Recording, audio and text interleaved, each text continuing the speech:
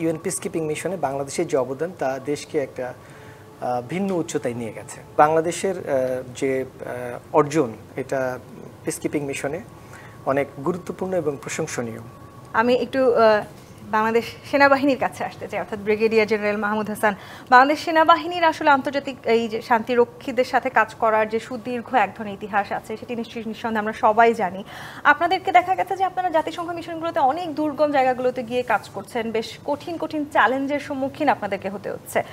এরকম একটু আপনাদের অভিজ্ঞতার কথা আমি জানতে চাই। সেই সাথে ঠিক কতটি দেশে আপনাদের সেনাবাহিনী কতজন নিয়োজিত আছেন এই ধরনের কাজের সাথে এখন?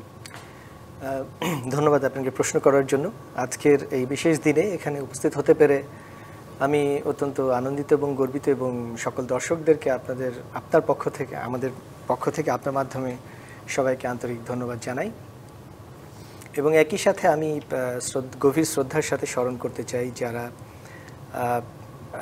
আত্মত্যাগের মাধ্যমে এবং নিজেদের সর্বোচ্চ আত্মত্যাগ এবং জীবন উৎসর্গের মাধ্যমে আমাদের পিসকিপিং মিশনে আমাদের অবদানকে অনেক অনস্বীকার্য করেছেন।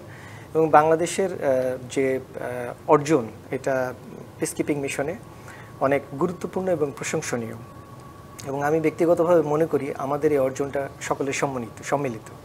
সশস্ত্র বাহিনীতে সেনা, নৌ, বিমান বাহিনী এবং পুলিশের প্রত্যেকটা সদস্যের ঐকান্তিক প্রচেষ্টা এবং পেশাদারিত্বের সাথে দায়িত্ব পালনের জন্য আমাদের দেশ বিশ্বের শান্তিরক্ষা মিশনের অঙ্গনে একটি বহুল উচ্চারিত নাম।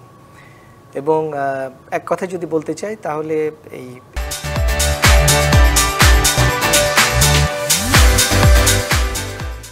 ইউএন পিসকিপিং মিশনে বাংলাদেশের যে অবদান তা দেশকে একটা ভিন্ন উচ্চতায় নিয়ে গেছে।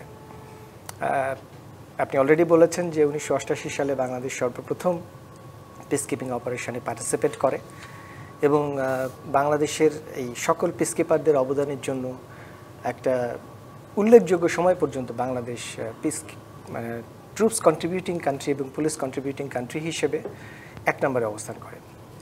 বর্তমানে আমরা এখন 3 নম্বর অবস্থায় আছি, এবং বাংলাদেশ সেনাবাহিনীর 9টি দেশে 9টি মিশনে 17টি কন্টিনজেন্টের মাধ্যমে 4880 জন সেনা সদস্য এখানে নিয়োজিত আছেন, এবং এর মধ্যে প্রায় 350 জনের উপরে ফিমেল পিসকিপার এখানে নিয়োজিত আছেন। আমরা দায়িত্ব পালনকালে বিভিন্ন ধরনের চ্যালেঞ্জের সম্মুখীন হই। এটা যেমন পারিপার্শ্বিক অবস্থা হতে পারে, এটা আবহাওয়াগত বিষয় হতে পারে, এবং আপনারা জানেন যে গহীন অরণ্যে, মরুভূমিতে আমরা দায়িত্ব পালন করি। আমরা পেশাদারিত্ব এবং আমাদের ট্রেনিং এবং আমাদের প্রিপারেশন ইউএন মিশনে দায়িত্ব পালনের জন্য এটা আমাদেরকে এক ধরনের কনফিডেন্স দেয়, যে কারণে আমরা যে ধরনের চ্যালেঞ্জ আমাদের সামনে আসুক না কেন সেটা আমরা আমাদের অভিজ্ঞতা এবং প্রশিক্ষণের মাধ্যমে যে জ্ঞান পাই সেই জ্ঞানের মাধ্যমে আমরা এই সমাধান করে থাকি। এছাড়া আমি বলবো যে আমাদের পিসকিপিং মিশনে আমাদের বাংলাদেশের যে পারফরমেন্স, যে গ্রহণযোগ্যতা এবং নিরপেক্ষতা, এটাতে আমাদের মোড অফ কন্ডাক্ট বা আমাদের অপারেটিং প্রসিডিউর একটা বড় ধরনের ভূমিকা রাখে।